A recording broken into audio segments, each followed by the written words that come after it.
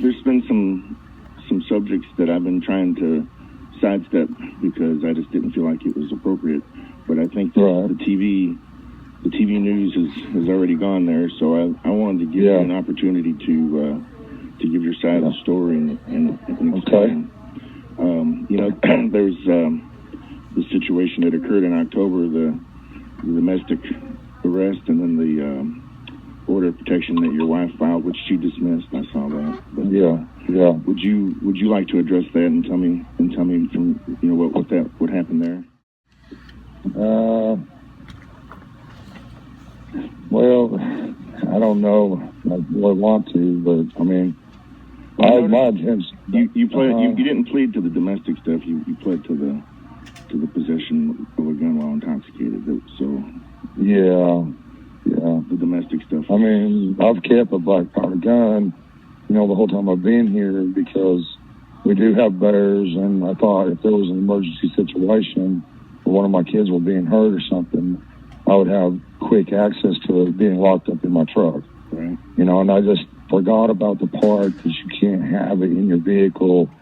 I can have one in my home, but not in my vehicle, and I just that part kind of slipped my mind, I mean, and I wouldn't even ask you about this, but it's already out there now, and that's why I felt, now's the time to maybe broach the subject, because if you don't address it, it's just going to get worse. Speculation is just going to get worse. The report pretty much states from the police perspective what happened. Is that pretty much how it happened from your point of view also? And what's that?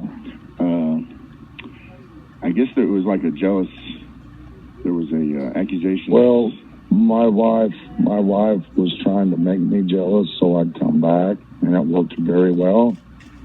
So I come across the country as fast as that little truck would go.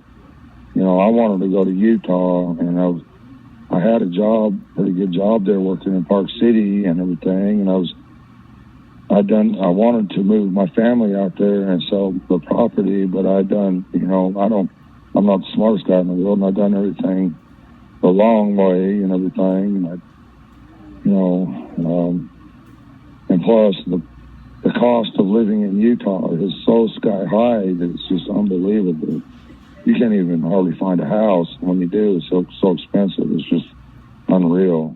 I was glad to get back to Tennessee anyway. I mean, there's a lot of stuff that happened out there. I was attacked in so many ways, like Satan himself was attacking me. And I'm really trying hard to be a Christian, my stuff. I got attacked in a lot of ways. And, so I was actually glad to get back. So she wanted you to come home and was trying to get jealous?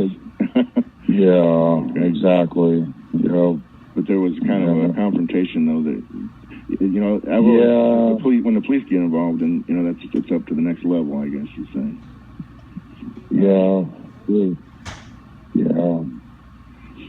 I mean, it's just one of them things, and it she thought I was out there at Utah, and I was at my sister's house, and she was having a party, and I was trying to tell her that I was at my sister's house at this party, and me and my son Josie was getting some food, and I told her I need to go. And what I was trying to tell her was I need to go get in bed so I could drive to Park City that morning, because there's all kind of work out there, and I heard they give me a good job out there. And what she heard was something totally different, where we are partying and getting drunk or whatever, and she heard Lynn's voice in the background. She heard I got to go so I can continue partying, is what she heard. Mm-hmm. But that wasn't the case, and I was, and I didn't elaborate a whole lot to her, so she thought she was thinking the worst, but actually I was just trying to get in bed where I could go to work. And we was just getting some food and saying hello to my sister and everything like that, but she thought it was something totally different, and I understand that now. We didn't communicate as well as we should have, When I asked the sheriff about all this stuff, he said it was not relevant to the investigation. But now that it's all coming out, I wanted you to be able to clear the air before. Yes, sir. Thank you. I appreciate that.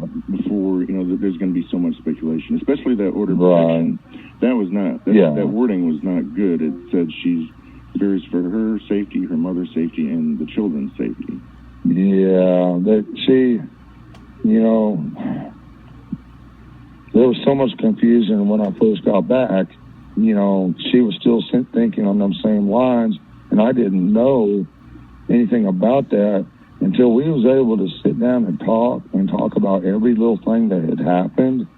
Then we started figuring out, and I was able to explain to her that wasn't the case.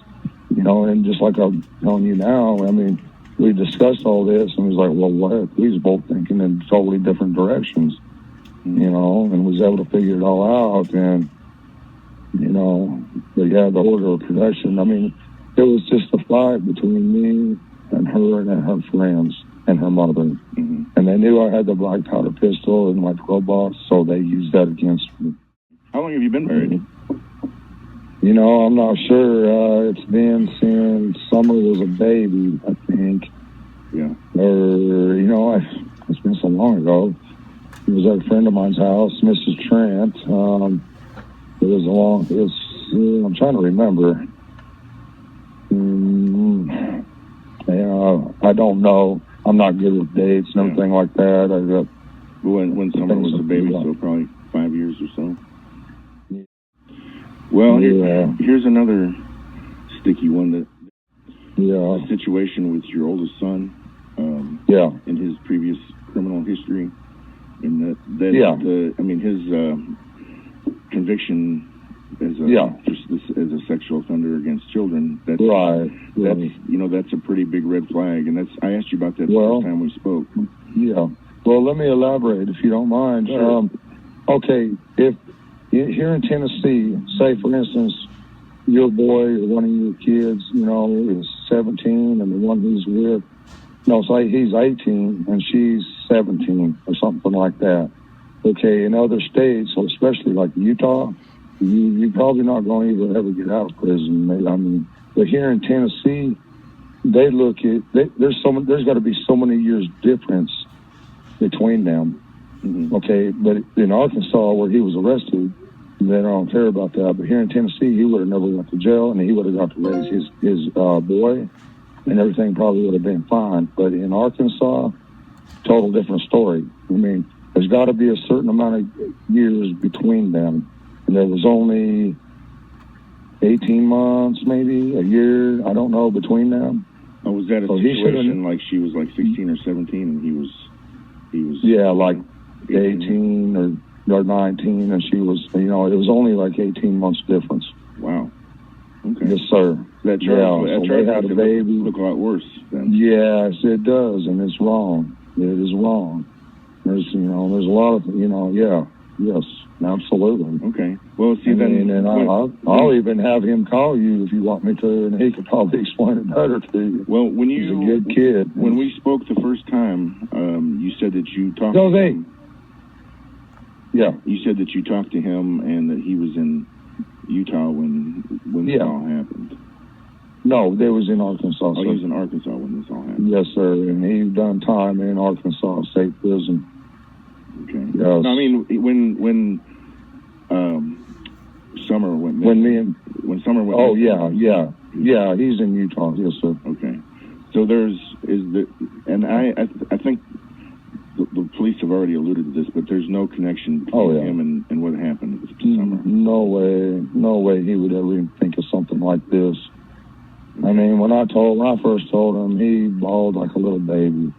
My sisters all cried, and there's so many good Christian folks around here. I didn't even realize till this happened how many good people there are around here. Well, do you want to talk about what happened to you in Utah? What your previous criminal history was? I really don't want to talk about all that stuff. And Utah's a whole different ballgame than Tennessee. Yeah. That's the Mormon state. I call it the moron state. Sorry. Yeah. I mean, that's just how I feel. I know there's a lot of good Christians. There's Mormons that are good Christians that are trying to be good Christians, but the whole Mormon thing, I stick strictly with the Bible. So if I don't agree with the Bible, then, and I'm not trying to put any Mormons down because I know there's a lot of good Christian folks in the Mormon church, and I just don't believe the Book of Mormon. Well, what was your conviction for? I've had, several charges over the years. I used to have, I don't know if I should elaborate on any of that, but I just. Okay, it's your choice. I'm not gonna go. It's not anything good. I never used to be. I wasn't really a Christian when I was younger, and I found God in prison. I started studying the Bible intently because I wanted to change, and that's when I got to know God and became a real trying hard to be a Christian. Of course, I've backslid multiple times, but I'll never let it happen again. I promise you that. Okay. Well, I'm only asking because I just want to give you an opportunity to clear the airs, and I think it's as this goes longer and longer, the reporters are going to need more things to write about or do on their and so eventually this is going to come around. So I just wanted to give you a chance to get ahead of it. Head it off at the pass. I can understand how a person isn't the same person they were when they're in their 20s. Right. But it's gonna come out eventually the longer this goes on. So I wanted to give you an opportunity to get ahead of it.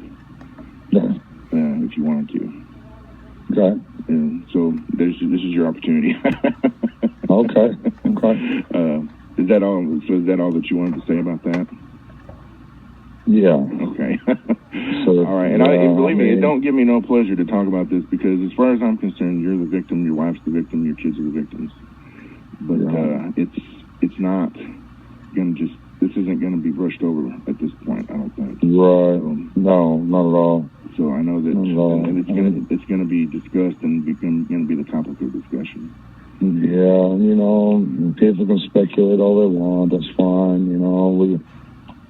We just want our summer back. She was definitely, I consider it a great blessing from God when I got her. And she was a daddy's girl. She wouldn't even go to her mother for the first year, and it just kind of broke her heart. But I've never seen anything like that in my life, and I never expected anything like that. And there's always a connection between a father and a daughter that's special. Yeah.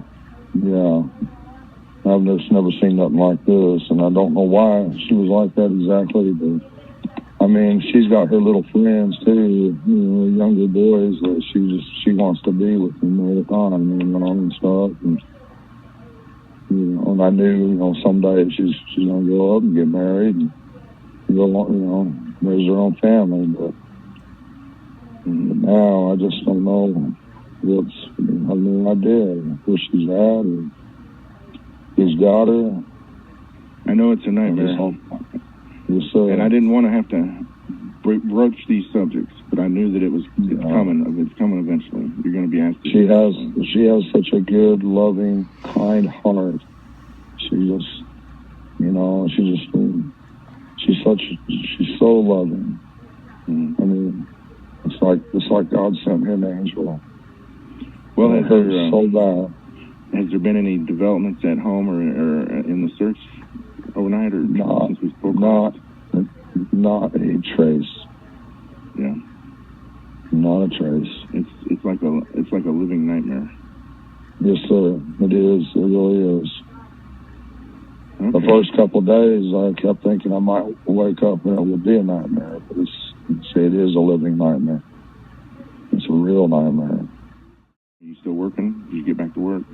This is the second day I've been back to work and I ain't got much done at all. I just can't think. I can't concentrate. I don't know where I'm at.